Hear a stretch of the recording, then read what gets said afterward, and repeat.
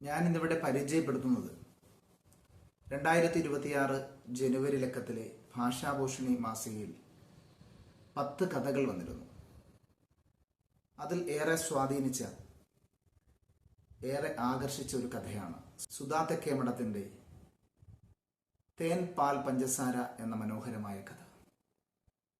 ഈ ചെറിയ കഥ ഇന്ന് നമ്മുടെ സമൂഹം നേരിടുന്ന വലിയൊരു വിപത്തിനെ അഡ്രസ് ചെയ്യുന്നു എന്നുള്ളതാണ് എന്നെപ്പോലെ നിരവധി ആൾക്കാരെ ഈ കഥ കീഴ്പ്പെടുത്താൻ കാരണം. കഥ തുടങ്ങുന്നത് ഇങ്ങനെയാണ്. തേൻ എന്നായിരുന്നു അതിൻ്റെ പേര്. അതെന്ന് വെച്ചാൽ ഒരു പൂച്ച. എൻ്റെ ഫസ്റ്റ് പെറ്റ് അതായിരുന്നു. ഫസ്റ്റ് പെറ്റ് വേണമെന്ന് ചിന്തിച്ചിട്ടേ ഇല്ലാത്ത സമയത്ത് എൻ്റെ റൂമിലേക്ക് ചാടി വന്ന ഒരു വെളുമ്പൻ പൂച്ചക്കുട്ടി. പൂർണ്ണമായും വെളുത്തതല്ല, അതിൻ്റെ നെറ്റിയിൽ വലിയ ഒരു മറുകുണ്ടായിരുന്നു. തവിട്ട് നിറത്തിൽ, കറക്റ്റായി പറഞ്ഞാൽ തേനിൻ്റെ നിറം. അതുകൊണ്ട് ഞാനതിനെ തേനെന്ന് വിളിച്ചു. ഇത് റിഹാൻ എന്ന് പറയുന്ന നമ്മുടെ ഈ കഥയിലെ കേന്ദ്ര കഥാപാത്രമായ കുട്ടിയുടെ വിചാരങ്ങളാണ് അവൻ തൻ്റെ ഡയറിയിൽ എഴുതിയിട്ടതാണ്. ഈ ഡയറി അവൻ്റെ ക്ലാസ് ടീച്ചറായ ബീന ടീച്ചർ കൈവശപ്പെടുത്തി വായിക്കുകയാണ്.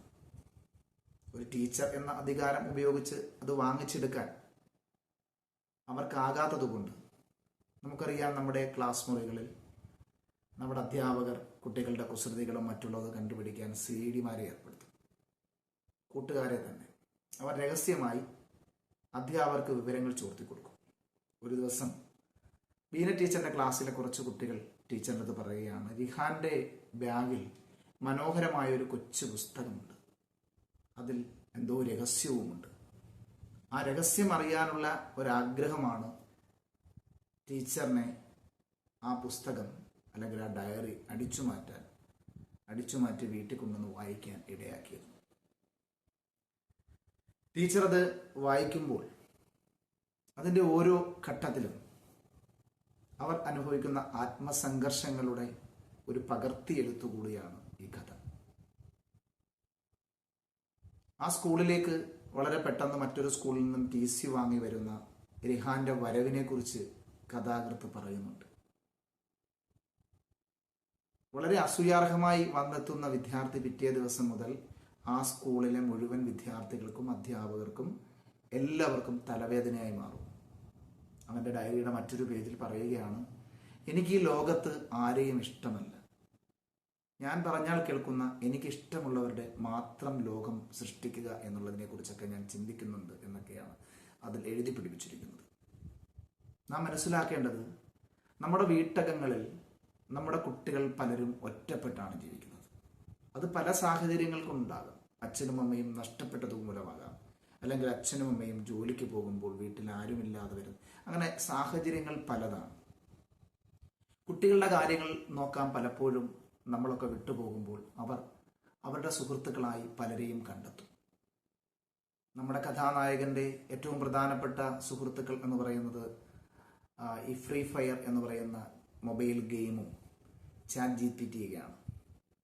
അപ്പം അങ്ങനെ ആധുനിക ലോകത്തെ വിഭവങ്ങളെ കൂട്ടുകാരാക്കി മാറ്റി മറ്റുള്ളവരിൽ നിന്നും ഒറ്റപ്പെട്ട് പുതിയ പുതിയ പന്താവുകൾ തേടി നിൽക്കുന്ന ചെറുപ്പക്കാരുടെ അല്ലെങ്കിൽ കുട്ടികളുടെ ഒരു മനസ്സ്. തന്നെ സ്നേഹിക്കാൻ ആരുമില്ലാതിരിക്കുമ്പോൾ വീട്ടിൽ അച്ഛമ്മയും അച്ഛനും ഒന്നും നമ്മുടെ കുട്ടിക്ക്, കഥാനായകനെ ഇഷ്ടമല്ല, അവരെ ആരെയും. അപ്പോൾ അങ്ങനെയാണ് ഈ തേൻ എന്ന് പറയുന്ന പേരിടുന്ന പൂച്ചക്കുട്ടിയെ സ്നേഹിക്കാനിടയാകുന്നു. ഒരു ദിവസം ഫ്രീ ഫയർ കളിച്ചുകൊണ്ടിരിക്കുമ്പോൾ തൻ്റെ മടിയിലിരുന്ന പൂച്ച ചാടിയപ്പോൾ മൊബൈൽ താഴേക്ക് പോയി. അതിൻ്റെ ദേഷ്യത്തിൽ തൊട്ടടുത്ത നിമിഷം ആ കുട്ടി ആ പൂച്ചയെ വകവരുത്തുകയാണ്. നോക്കൂ, നമ്മളുടെ കുട്ടികളുടെ മനസ്സിലുള്ള വാസന എങ്ങനെയാണ് മാറപ്പെടുന്നത് എന്ന് നാം നോക്കിക്കാണുന്ന നമ്മുടെ സമൂഹത്തിൽ നമുക്കറിയാൻ കഴിയുന്ന കാര്യങ്ങളാണ്. അപ്പോൾ അതൊന്നും നമ്മൾ ശ്രദ്ധിക്കാറില്ല, പലരും ശ്രദ്ധിക്കാറില്ല. പിന്നീട് ആ കുട്ടിയുടെ ഡയറി വീണ്ടും നമ്മുടെ ടീച്ചർ മറിച്ചു നോക്കുമ്പോൾ വളരെ സന്തോഷകരമായ മറ്റൊരു വാർത്തയാണ് അവൻ എഴുതുന്നത്. ഇന്നെൻ്റെ മുറിയിലേക്ക് ഒരു പുതിയ ഗസ്റ്റ് ഉണ്ട്. അപ്പം അവൻ്റെ മുറിയിലേക്ക് ഒരു ചിത്രശലഭം കടന്നു വരുന്നു. ആ ചിത്രശലഭം കടന്നു വരുമ്പോൾ അവനതിനെ പുതിയൊരു ഗസ്റ്റായി കാണുകയാണ്. പെട്ടെന്ന് പോയി അവൻ വാതിലുകളെല്ലാം അടച്ച് ആ മുറിയിൽ അതിനെ അങ്ങ് ബന്ധിക്കുകയാണ്. ബന്ധിക്കുന്ന സമയത്താണ് തൻ്റെ മമ്മ പറഞ്ഞതായി അവൻ ഓർത്തെടുക്കുന്നത്. അപ്പം ബട്ടർഫ്ലൈസിനെ പൂട്ടിയിട്ടാൽ അവ ചത്തുപോകുമെന്ന് മമ്മ പറഞ്ഞിട്ടുണ്ട്. എന്നിട്ട് മമ്മയെക്കുറിച്ച് അവൻ പറയാണ്, ഷീ വാസ് എ ബട്ടർഫ്ലൈസ്. നോക്കൂ, ആ അമ്മയെക്കുറിച്ച് അവൻ്റെ കാഴ്ചപ്പാട്. അവൻ്റെ വാത്സല്യനിധിയായ അമ്മ വളരെ ചെറുപ്പത്തിൽ അവനെ നഷ്ടപ്പെട്ടു. പലപ്പോഴും ഒറ്റപ്പെട്ടും ഏകാന്തയായും വിഹ്വലയായും തൻ്റെ വീട്ടിൽ കഴിഞ്ഞിരുന്ന അമ്മയെ, നഷ്ടപ്പെട്ടു പോയ അമ്മയെ സാദൃശ്യപ്പെടുത്താൻ ആ ബട്ടർഫ്ലൈസിനോട് അവൻ ഉപമിക്കുകയാണ്. അവൻ്റെ രണ്ടാമത്തെ കൂട്ടുകാരനായി ബട്ടർഫ്ലൈസ് വരികയാണ്. 2 ദിവസം കഴിഞ്ഞപ്പോൾ ആ ചിത്രശലഭം മരിക്കുന്നു. അതിനെ അവൻ നേരത്തെ മരണപ്പെട്ട, അല്ലെങ്കിൽ അവൻ കൊലപ്പെടുത്തിയ ആ പൂച്ചക്കുട്ടിയെ പോലെ ആ പൂമ്പാറ്റയും ജനലിലൂടെ പുറത്തേക്ക് എറിയുന്നു. മറ്റുള്ള കൂട്ടുകാരെ ടീച്ചർ ഏൽപ്പിക്കുകയാണ്, അവനുമായിട്ടൊന്ന് കൂട്ടുകൂടി അവനെ ഒന്ന് പരുവപ്പെടുത്തിയെടുക്കണം എന്ന് ടീച്ചർ പറയുന്നു. കൂട്ടുകാരത് ശ്രമിച്ച് അവസാനം അതിൽ പരാജയപ്പെട്ട് അങ്ങനെ മെരുക്കാൻ ചെന്ന ആൾക്കാർക്കെല്ലാം അവൻ്റെ കൈക്കരുത്ത് അനുഭവിക്കേണ്ടി വരുന്നു. അങ്ങനെ ടീച്ചർമാർ ചേർന്നിട്ട് TC കൊടുത്ത് പറഞ്ഞു വിടണമെന്ന് പറയുന്നു. അവൻ എല്ലാവരാലും വെറുക്കപ്പെട്ട്, എല്ലാവരാലും അകറ്റി നിർത്തപ്പെട്ട്, ആർക്കും ഒരു നല്ല അഭിപ്രായമില്ലാത്ത റിഹാന്റെ അടുത്ത ഡയറിയുടെ പേജുകളിലേക്ക് കടന്നു പോകുമ്പോഴാണ് നമ്മുടെ ടീച്ചർ ഉൾക്കിള്ളത്തോടെ ചില കാര്യങ്ങൾ മനസ്സിലാക്കുന്നത്. ഇന്ന് എനിക്കൊരു പുതിയ കമ്പനി കിട്ടി, ഷുഗർ. അല്പം വിഷമുള്ള ഒരു സ്നേക്കാണത്. അപ്പോൾ അവൻ ഒരു പാമ്പ് ഇഴഞ്ഞ് അവൻ്റെ വീട്ടിലെ ഒരു ചായ്പിലേക്ക് കയറുന്നത് കണ്ടു. അവിടെ ഒരു കുടമിരുന്നു. ആ കുടത്തിലേക്ക് ആ ചെറിയ പാമ്പ് ഇഴഞ്ഞു കയറി.